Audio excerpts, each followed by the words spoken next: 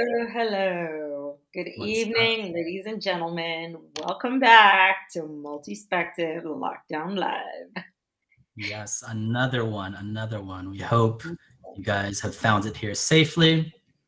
And yeah, so Jen, what is Lockdown Live?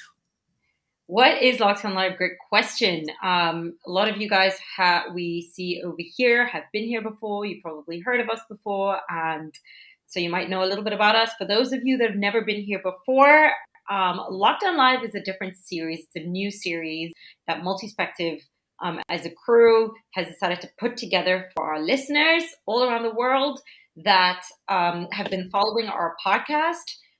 We used to upload episodes every other week for our listeners. We would invite different people in and interview them about their lives, and we had to put a pause on that for some time because of the lockdown. But we started getting a lot of questions from our listeners about what's going on in Shanghai and when is the next episode going to come out. So we wanted to make ourselves known and stay present in everyone's mind. So we decided to open up Lockdown Live just to give people a bit of insight as to what's going on here. We've been doing this now, I think, 4 sessions. We've done about 4 live calls at this point, which has been really cool. It's been really interesting, hasn't it? We've had some great Yeah, interviews. Yeah. no, definitely, definitely. And again, this all started from a passion project, and this is our second passion project. Some may say our second baby. And we are happy that it has grown to where it has been now. And we wouldn't be able to do this without our Multispective community. So thank you guys again for joining in. Again, guys, ask your questions during this conversation, and we will definitely pull it up during the Q&A. Should we share the format of our show? Yeah, good. So as we usually do, and we want to be consistent for you guys, we're going to start off with the story of the day. And I won't say anything right now, but you'll get to see that later. We then have had a great conversation with someone really cool, really interesting, and we're going to be bringing him on the show later on in the event. We'll have an interview with him. We'll ask him some questions.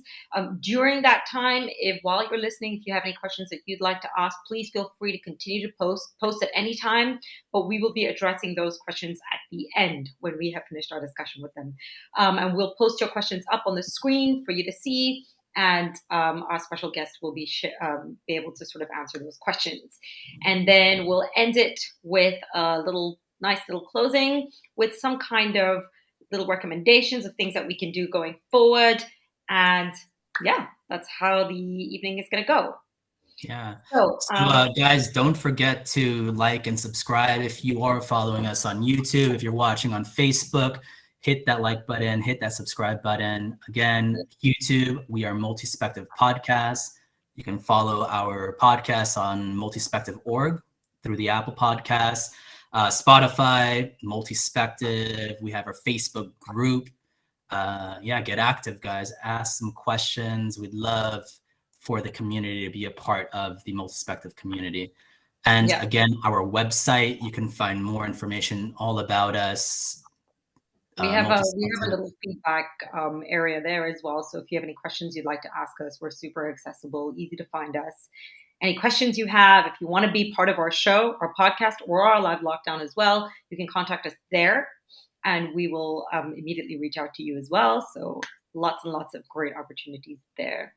Yeah, cool. If you guys got a story to tell, everybody has a very unique perspective. So please, if you would like to be a part of the project, submit a story, and we'd love for you to be a part of this project. Since we said projects, I think it is time for us to move to our next segment, Story of the Week. Joe, producer Joe.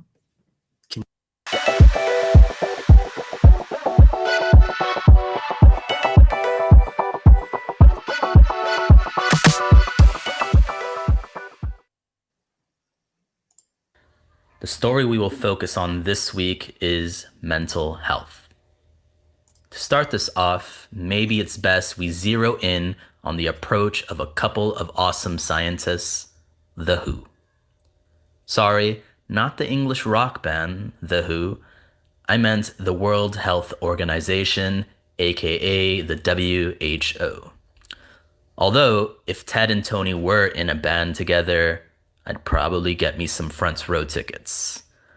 The World Health Organization defines mental health as the foundation for the well being and effective functioning of individuals. It is more than the absence of a mental disorder, it is the ability to think, learn, and understand one's emotions and the reactions of others. Mental health is a state of balance, both within and with the environment. Most common cases of mental health include anxiety, depression, and substance abuse. The lockdown abruptly changed the lives of millions living in Shanghai. Just as we inch closer to an end date for the lockdown, that date gets pushed back. In the start of April, due to the nature of the virus, we were told it would be a single 5-day lockdown. Yet, 45 days later, here we are. The unpredictability of it all can cause serious anxiety and depression. We have seen a lack of food for some, and that too has caused intense anxiety and depression. Lack of communication is another important aspect that shouldn't be overlooked.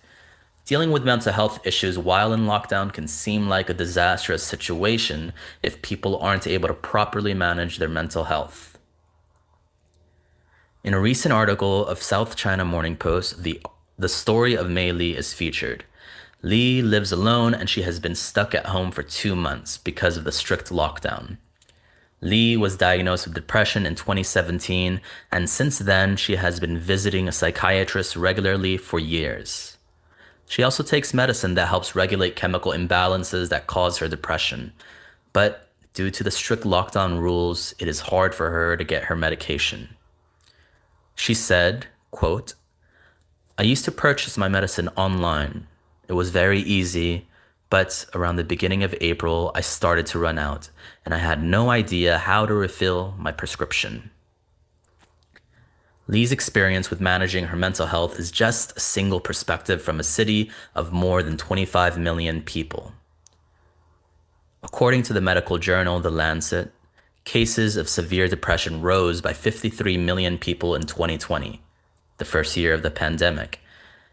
An additional 76 million people developed anxiety that year, according to data from 204 countries and territories analyzed by scientists. Because of the lockdown, there is a reduction of stimulation, and this can easily lead to boredom, which is associated with depression. These changes in lifestyle has increased anxiety and depression in people's lives. The paranoia of even catching COVID causes anxiety for some, and the fact that they are positive is the least of their worries. They are more concerned with avoiding the quarantine camps at all costs. It's a tough time being human here in Shanghai. My question to you is, what are some things you are doing to stay mentally healthy?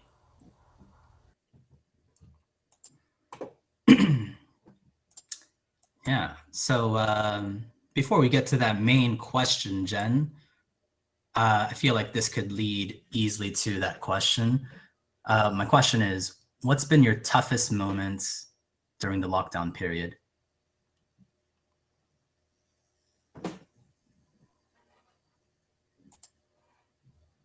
Sorry, I was on mute. I think I couldn't really pinpoint one specific moment. I think I've had a couple of like difficult moments.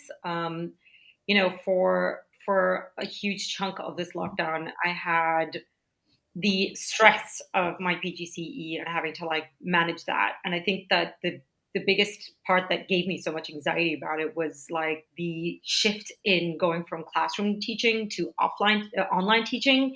And it was like so much of what my research was kind of revolving around was it required me to be in the classroom. So there was so much that I had to change, and I was just really not equipped and prepared for that to happen. So I think it was trying to manage with the idea of like now being stuck at home and trying to arrange for food and like the basic necessities, but on top of that, trying to figure out a way to, keep my job and keep my students motivated and happy and excited, but then also to manage that with my PGCE. So it's just been, I think it was kind of like a long sort of drag of a period. Yeah. So yeah, not any one particular. I think closer to the deadlines, it was when it was most stressful. Mm.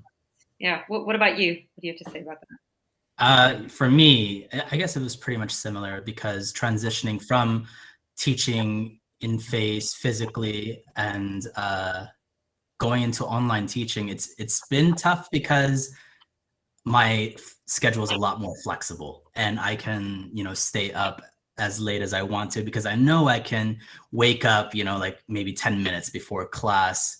And it's that, that ease of access that allows me to, take more advantage of my time, which is an issue because I started not having a structure in my life.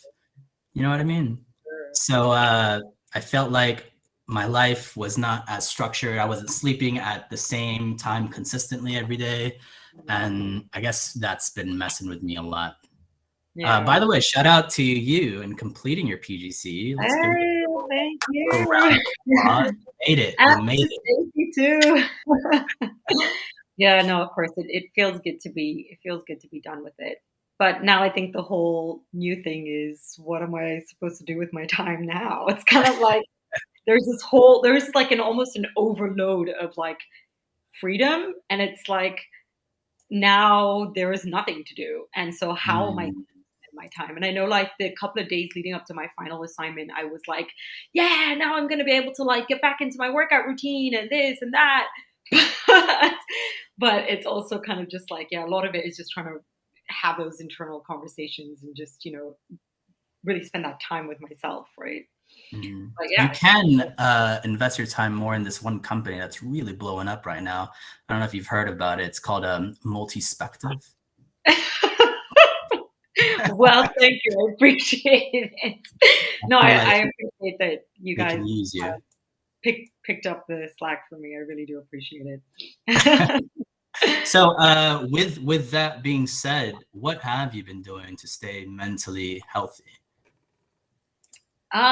Look, I think that for me, having my friends and my friend circle has been super, super useful. Now, like I am generally quite an extroverted person.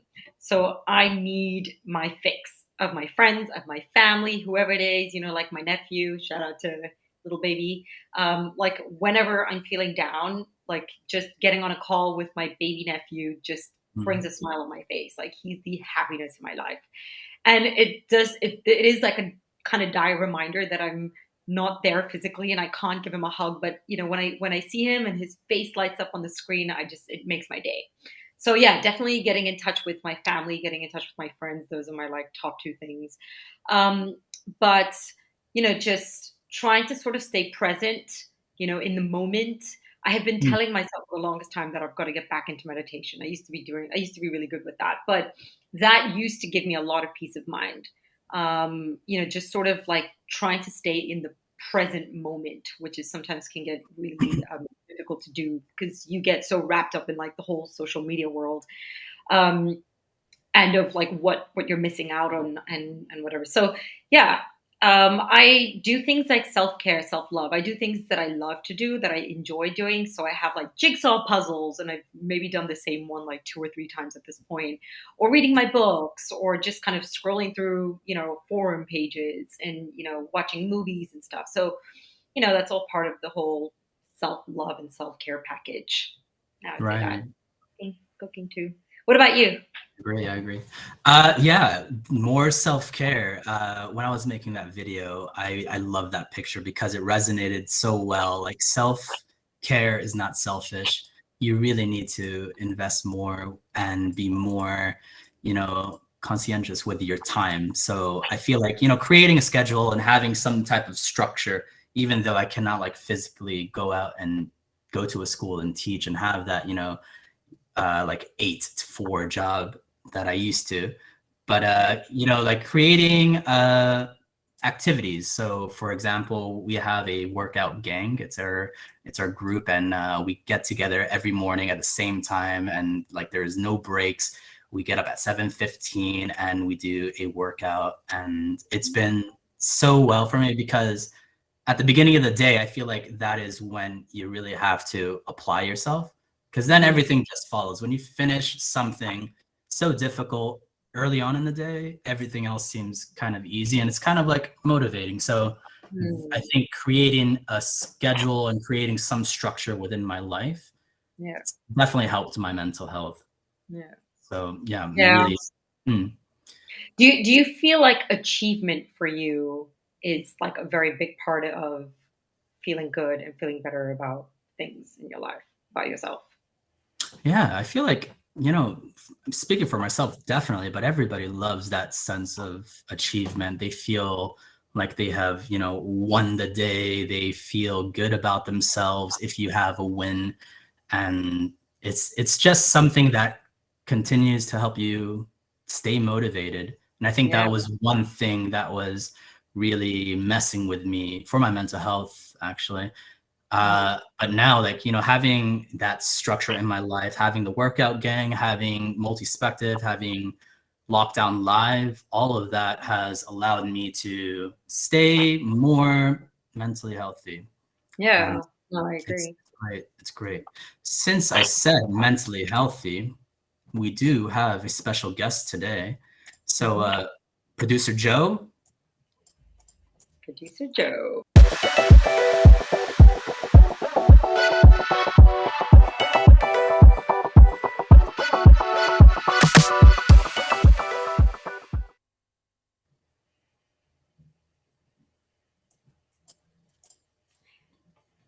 Sorry about that. All right, guys. So we are super, super, super excited today to introduce and welcome someone really special. His name is Denis Vaughan. He is currently completing his master's in psychology. He spent a great deal of time studying in depth about different areas of mental health. In particular, he's done some extensive research in his dissertation on the topic of gaming addiction. If you guys did get a chance to watch the promotional video, you might be aware of it and probably prepared some questions. So, gaming addiction during the lockdown, the COVID lockdown, and he's got some great insight to share with us. So, Denis, welcome to Lockdown Live. Hey, Denis, welcome. Welcome. Thanks for having me. We are humbled, man. We are humbled. Thank you for coming out today. Yeah, happy to be here. Yeah, so glad.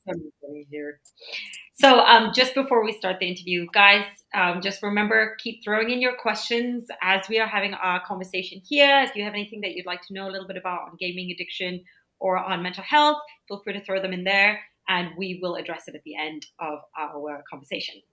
Yeah, definitely. Ask your questions. They will be picked and randomly selected, but we are sure to put up the amazing questions so that Denis can answer them at the end during the Q&A session. Or attempt to answer them at the very least. I can't just yet. As Danica mentioned, I'm still technically not finished my studies, so by no means qualified or authority on the subject, but I'm happy to throw my 2 cents at everybody for what it's worth. But you did pick an amazing topic, the addiction in general. It's just something that, everybody kind of goes through, but nobody really truly understands. And that's a great topic. And I'm so glad that you picked it so we can pick your brain on it. Yeah. It is very broad, like you said. And I think even within addiction, overall, people tend to focus more so on substances. That's kind of the first thing that comes to the mind. Whereas this one's a little bit different because it's a behavioral addiction. And it's one, two that's recognized, and the other one being gambling. So it's a little bit different, a little bit more niche, I guess you could say. Right. You mentioned behavioral addiction, and the other example you gave us was gambling. Are there any other ones that you can tell us about? What exactly is behavioral addiction? The 2 ones that are recognized right now, either by the International Classification of Diseases from the World Health Organization or the American Psychological Association are just gambling and gaming. So right now, gaming hasn't yet been recognized by the American Psychological Association. It's the newest addiction, the newest kid on the block, you could say. Yeah. So it's a little bit more recent, but it's become quite topical recently for all of us as well, actually living in China. It's kind of made a little bit of a stir because earlier this year, you might have seen some headlines that China basically outlawed gaming for under 18-year-olds. They've kind of curtailed it to 1 hour per week on a Saturday. You have to use a Chinese ID card to actually game, and it's capped at 1 hour.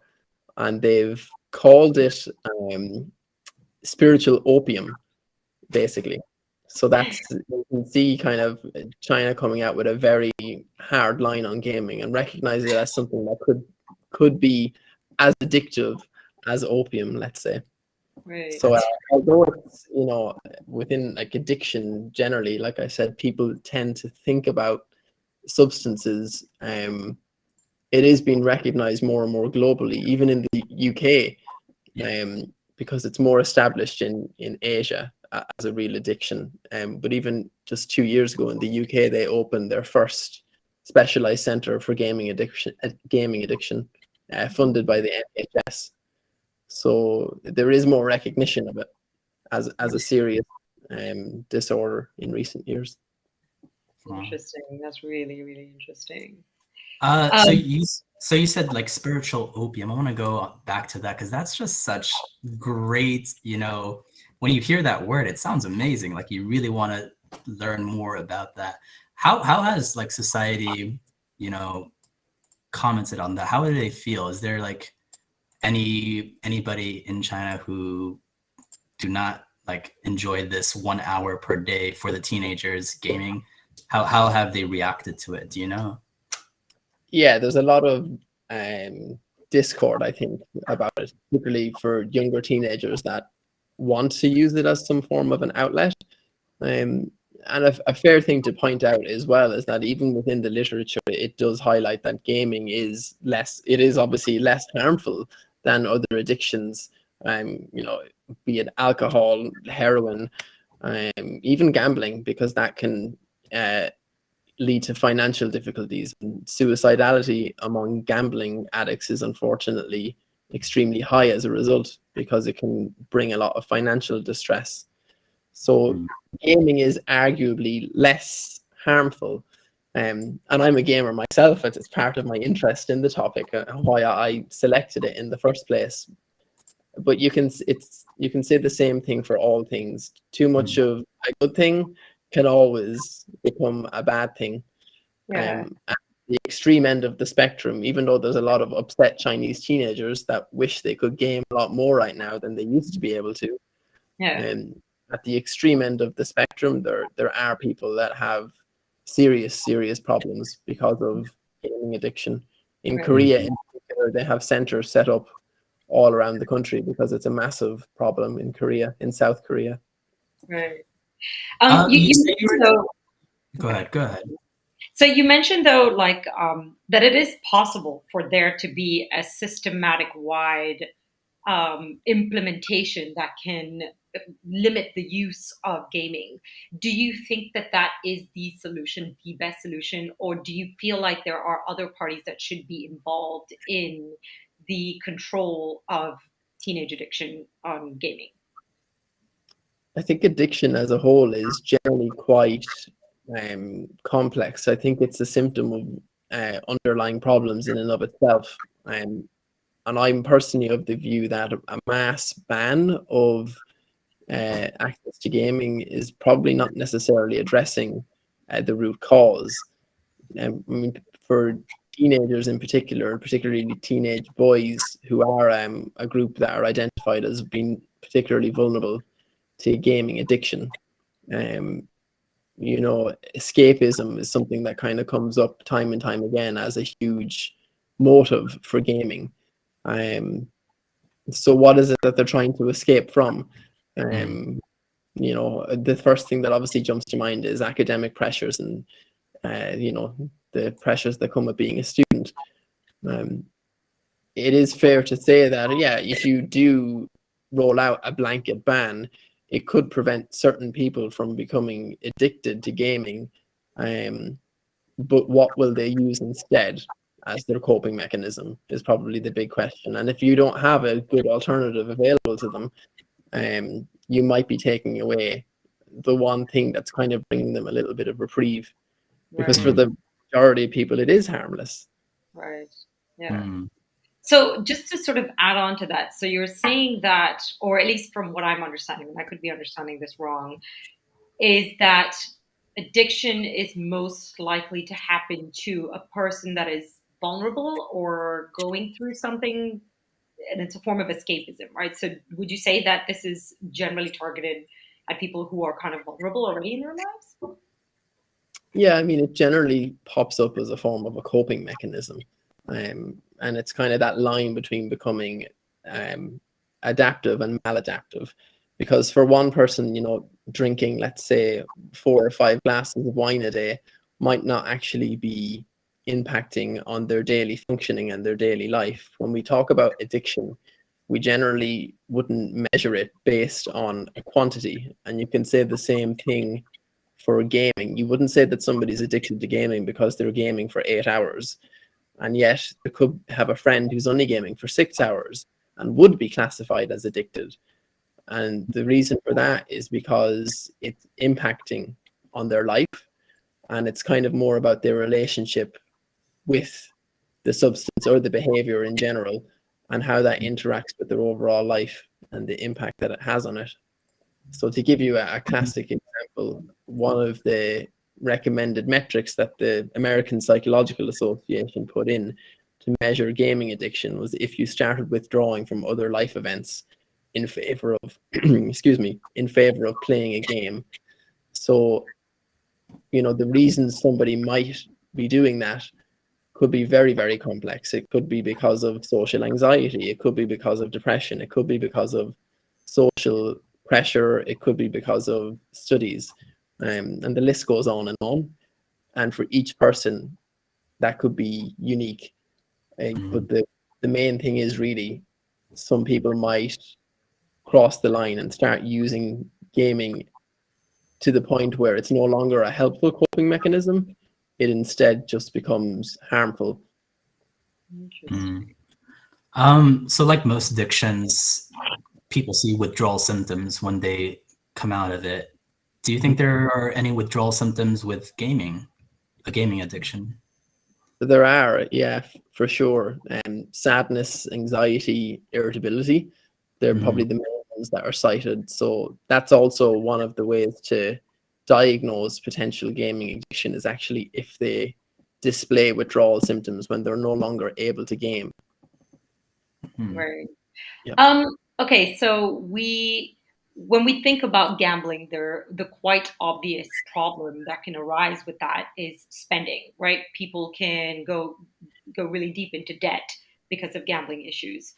And we also know that a lot of games that, especially the ones that are quite addictive in nature, and we'll go into that in a bit as well, there are a lot of in-app purchases. And so are there any studies out there that shows that people who have gaming addictions may also find themselves in some kind of debt, or no? Yeah.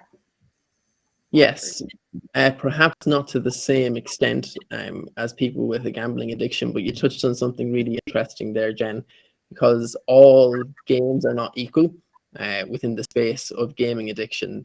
They've found that certain types of games lend themselves more to becoming addictive than others, specifically ones that are called MMORPGs, which is a massively multiplayer online role-playing game, and for 2 reasons. The first main reason is because of the game's mechanics. It kind of links to the risk and reward system in the brain. Think of gambling again as an example. You're sitting in front of the slot machine and you're pulling the trigger again and again, and you're waiting for that reward, right? Those types of games, they're built around being able to level your characters up, find different prizes, get different types of loot. So it's kind of like, you're getting a prize each time, or you're accomplishing something each time. So they're particularly addictive. And also the monetary aspect comes into those games as well, because they're online, there's a lot of in-app purchases and upgrades that you can pay for as well. So again, you're kind of getting a double whammy there within that space. So with those games that do have those monetary aspects, why aren't those games like considered gambling? Like, why doesn't gaming and gambling, why aren't they in the same, lane? Yeah, because they did originally look into that when there kind of still is some debate in the field over it. They're trying to define both of them as a behavioral addiction. So some people wanted to lump them into the one umbrella together, but there are some distinct differences between both, particularly the demographics that are affected by it. It's mainly male teenagers that are most likely to be affected by gaming addiction, not necessarily the same with gambling. And also, as I mentioned earlier, suicidality within gambling, it stems from different reasons than people that are suffering from gaming addiction. With gaming addiction, it tends to come from familial conflict and isolation from friends and parents in particular. So there's kind of different dynamics playing into both of them, even though they are behavioral. It's probably not great to lump them in underneath the one umbrella for now, but as I said, it's definitely ongoing, and it's still a very, very new addiction, so we're learning a lot more about it as time goes on. Why has it been so long? So I know, like, recently gaming is this new baby for addiction. Like, why has it been so long for the stigma of gaming addiction to catch on to the other like addictions, say like substance abuse? I guess it's because of the reasons I mentioned earlier. I think, it's perceived as something that's relatively harmless compared to other addictions. And I think in Asia, it isn't actually that new, particularly in countries like South Korea, even Vietnam, Thailand.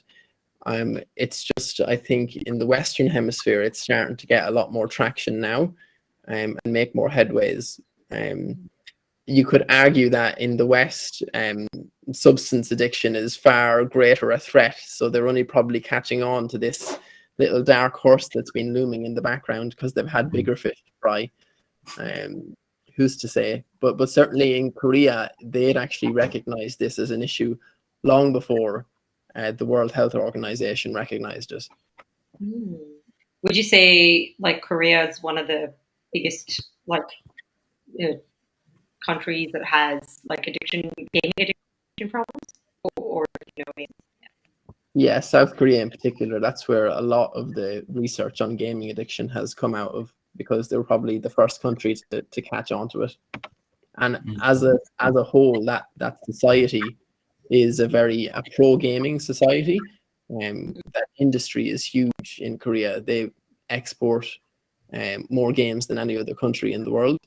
So for that reason alone, I think the society is geared for it. They've got a lot of lobbying as well within the country. So when they were trying to set up centers for gaming addiction, there was actually a lot of industry players pushing back against it, saying this isn't actually a problem at all. You're making it a problem. So yeah, it's very well established in Korea. And it's actually something that I'm looking at as part of my research. I'm doing a cross-cultural focus group between the UK and South Korea about gaming attitudes and behaviors during COVID. Sounds really interesting. Do you think that there is a connection between students or teens being bullied in their real life and then are more likely to be addicted to gaming because they can create an avatar and they can create this whole online reality world where they can be who they want to be and build a world in the way that they want to see it? Is there a connection between the two? Definitely escapism comes up time and time again, throughout the literature as one of the main motives for gaming. So I do think there could be something in that. I haven't read anything in depth about it, so I'm reluctant to say yes or no for definite. But yeah, I think there definitely could be something in that. What do you think is the best way to overcome a gaming addiction? I think a system of support, really, like all addictions. I don't think it's something that you're going to be easily able to conquer by yourself. I think with gaming in particular, because it is seen as something that's more socially acceptable, it could be one that could probably mask into your life a little bit easier, potentially, especially during COVID times when people aren't actually leaving their house anyway.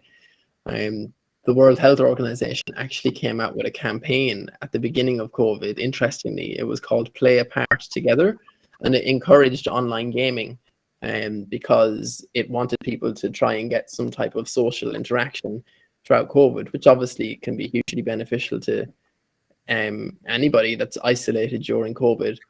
But during the second phase of lockdowns globally, they actually kind of toned down their wording around that campaign and reined it in a lot.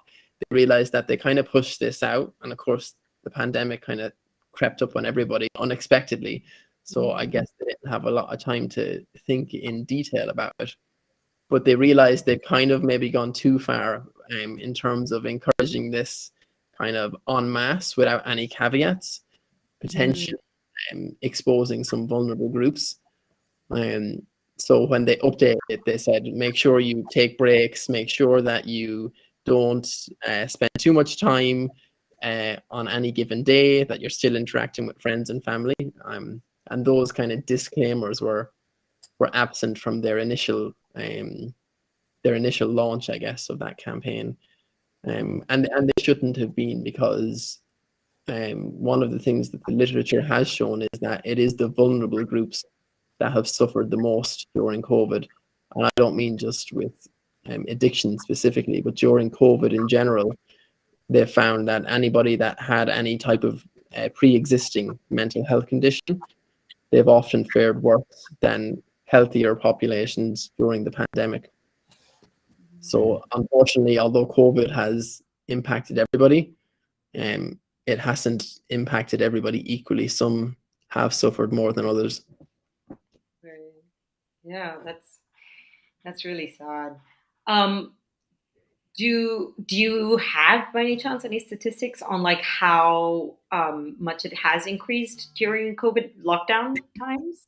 Do you have any statistics or numbers to say like what the increase is? For gaming specifically? Mm-hmm. Let me look at my notes. I don't have them off the top of my head. Here on the side. Yeah, no, I really put you on the spot there. Didn't mean to do that. But or rather, would you say that gaming is one of the biggest growth, or have we seen the biggest growth spurt in gaming as opposed to other kinds of addiction during COVID? I think gaming overall, because it's been pushed by the World Health Organization and because it's something that's easy to access online, is probably something that would go up.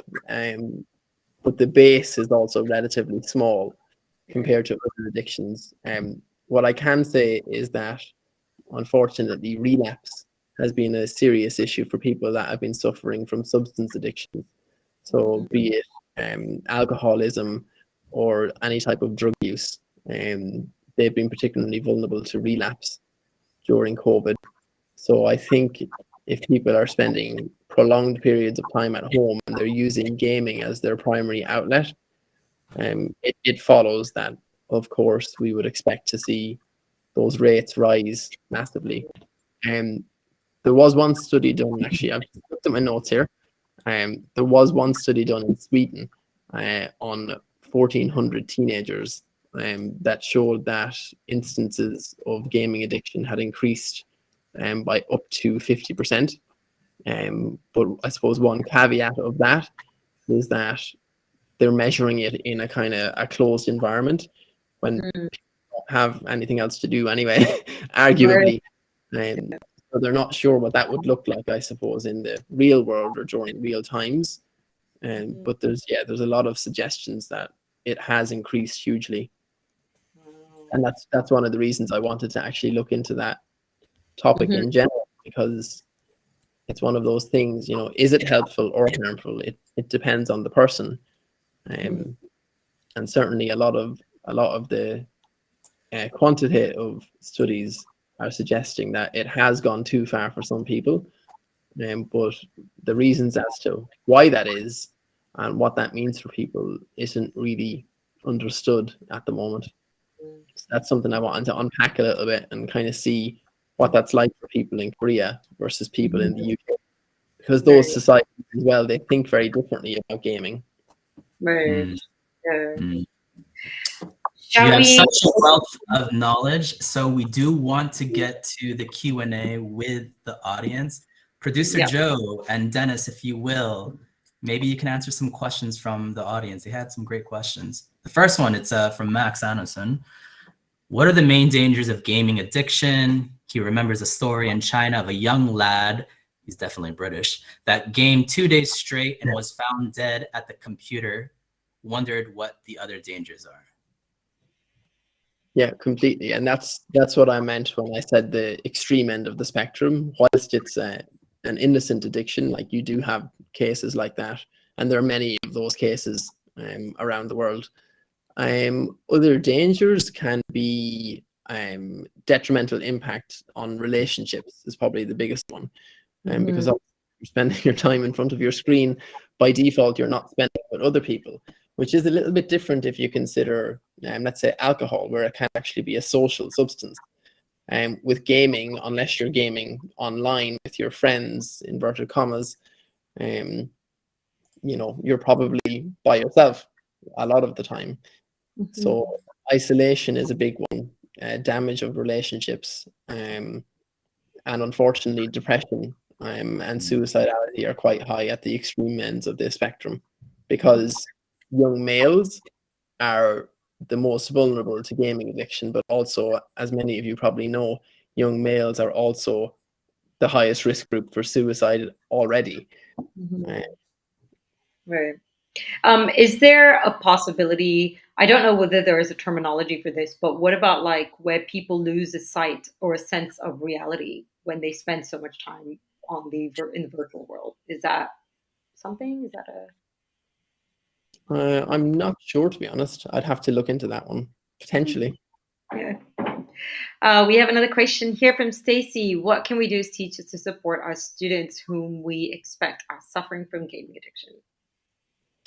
Yeah, I think that's a really good question. I think it's, like I said earlier, you'd have to unpack what the underlying issues are. I think if a student really is suffering from gaming addiction, it's indicative of some type of stress or stressors in their life. And to really unpack that, you'd need to sit down with them and figure out, well, what is going on, and think about why they game so much and when they're most likely to game, and get their thoughts on how it's impacting their life. Because also you need to be very careful when we use the word addiction. If a parent approaches you and says, my child is gaming 6 hours a day, but actually if you, let's say, look through the checklist of the American Psychological Association, they might be gaming 6 hours a day, but it might not actually be having any of those detrimental impacts or red flags on their life. Right. So you also need to think about who, particularly when it comes to students, who is telling you that they're addicted. Is it their parents moaning that they're, gaming too much, or is this truly having a negative impact on their life? Do you think schools should be more involved with kids and their gaming, I guess, habits? I guess in China they already are now. They're currently 1 hour at least in local schools. I don't necessarily think they need to be involved in policing it. I mean, most schools, they don't let children use their smartphones during school anyway. But I certainly think education, raising awareness of it is never a bad thing, for sure. To try and promote healthy behaviors around gaming would be a good step forward. Yeah, that's some good points there. Can we legislate our way out of gaming addiction? That's another question. And again, as I said at the beginning, I'm not an authority and definitely not qualified to make a big statement on that. But I'll tell you my opinion, which is no, I don't think so. I don't personally think that is the answer. I think you're just treating the symptom and not the cause if you try to legislate your way out of it. Yeah, we've seen some countries who just like, removed all bans and their relationship to substances changed completely, like Switzerland, for example. And maybe it is something else that can be solved, but I mean, in America, they're doing something completely different. Yeah. I definitely think it's also like the societal structure and the system kind of around it. Like, and when we talk about that, we talk about the education system. We talk about the ways that the government is supporting their people, unemployment, like all of those things have such a huge impact on the individual's happiness and ability to obtain their necessities, their basics, kind of going through that Maslow's hierarchy of needs. Are people getting their basic needs met? And if not, then they're probably likely to kind of spiral in other ways because they're not mentally in good headspace. But if you kind of, as a system, are able to look after your people and their happiness, then the chances of these kind of things would drop too, right? What were you saying, Joseph, earlier about? I was just saying how, some countries, when they do change their legislature, it does affect it kind of negatively. But I mean, that's from what I've seen. But we'll see how it goes. I mean, hopefully people can figure it all out. We do have time for about 2 more questions. Producer Joe, you got some more questions for us? And thank you again, Dennis. You've been so great with answering. Yeah, so great with this. What are some healthy gaming suggestions from Vicky? Healthy gaming suggestions. Do you mean like a healthy relationship, I guess? How to build a healthier relationship with gaming, maybe? Yeah, I think boundaries is the main thing, really. Something I like. This is something I struggle with sometimes, like, because I love gaming. So it comes down to just knowing when you need to, engage in your real life, I suppose. I know that I've in the past, use gaming when I've been like overly stressed, or just had a lot on my mind. It's really easy to just kind of switch off and use it.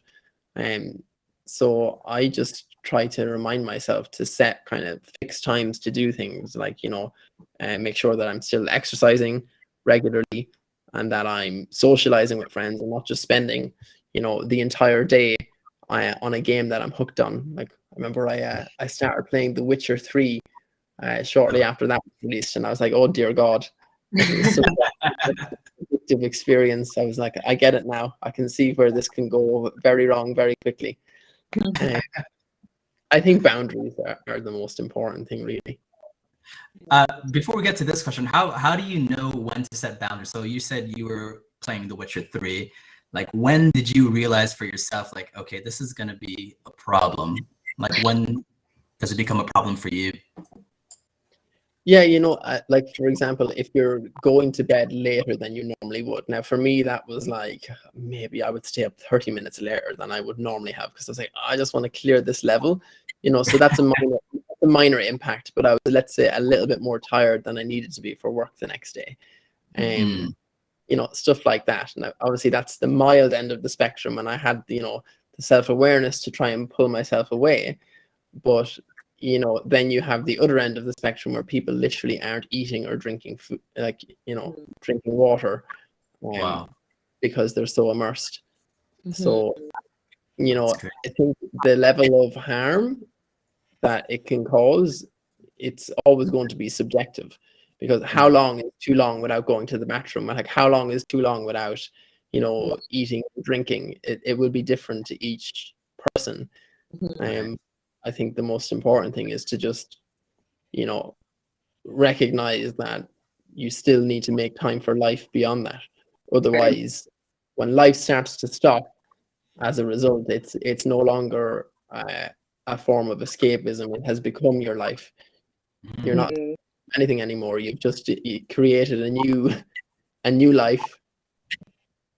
That's deep. I like that. I like that statement. Do you want to take the last question, Jenica? What is the youngest age gaming addiction has been diagnosed? It's the youngest age. don't know. I definitely don't know the youngest one off the top of my head, but I know that in the UK centre that they set up in 2019, they've been taking people as young as 13, 14 years of age.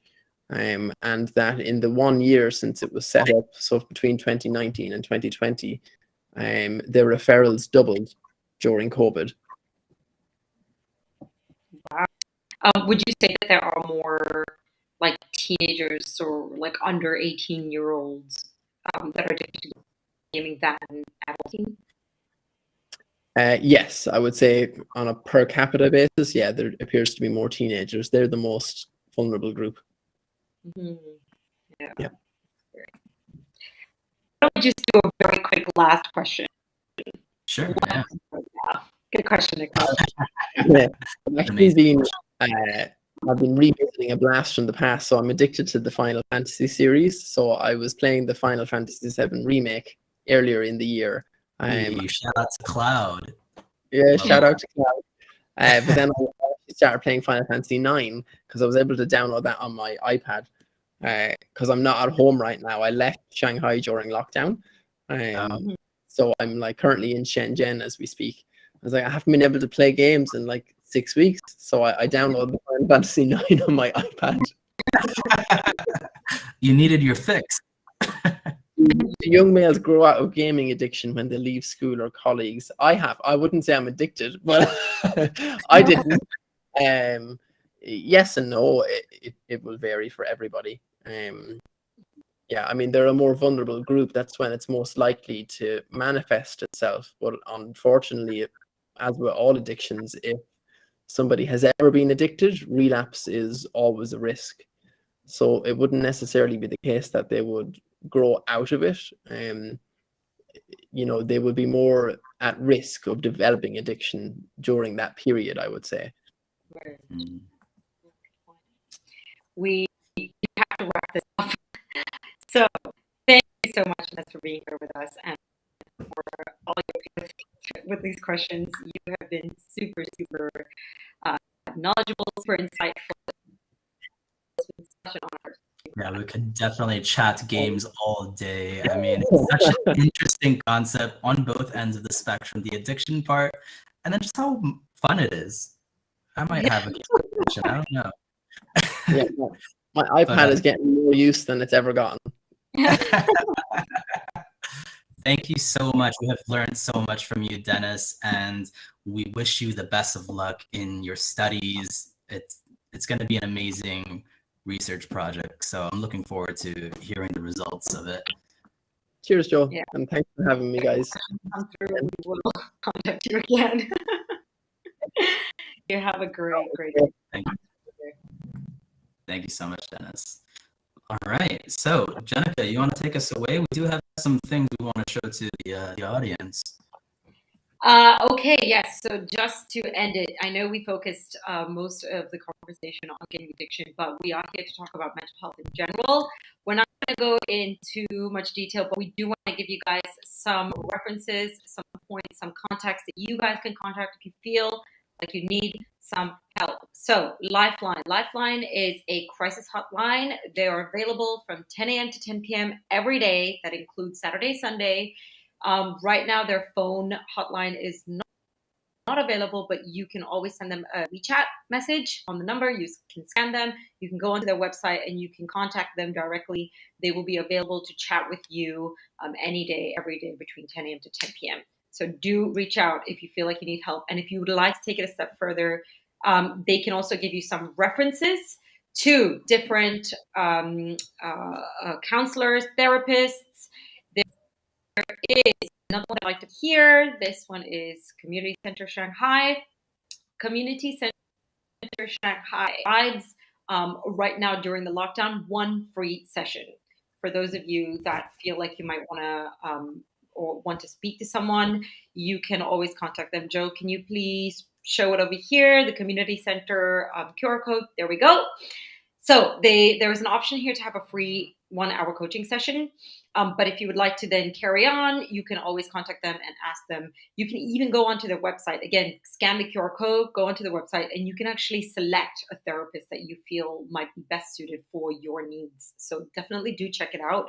They are based in Shanghai, but they do offer online services. So, even if you're not in Shanghai, you're anywhere around China, perhaps even around the world, you can contact them and they can definitely help you out. So please, please, please do reach out. Take care of your mental health. Give yourself love. Give yourself the care you deserve. And reach out if you feel like you ever need to talk to someone. Yeah, no doubt, no doubt. Thank you guys again for attending another Lockdown Live. We appreciate you have been such amazing people. To all our beautiful fans, we hope to see you at the next one. And Lockdown Live.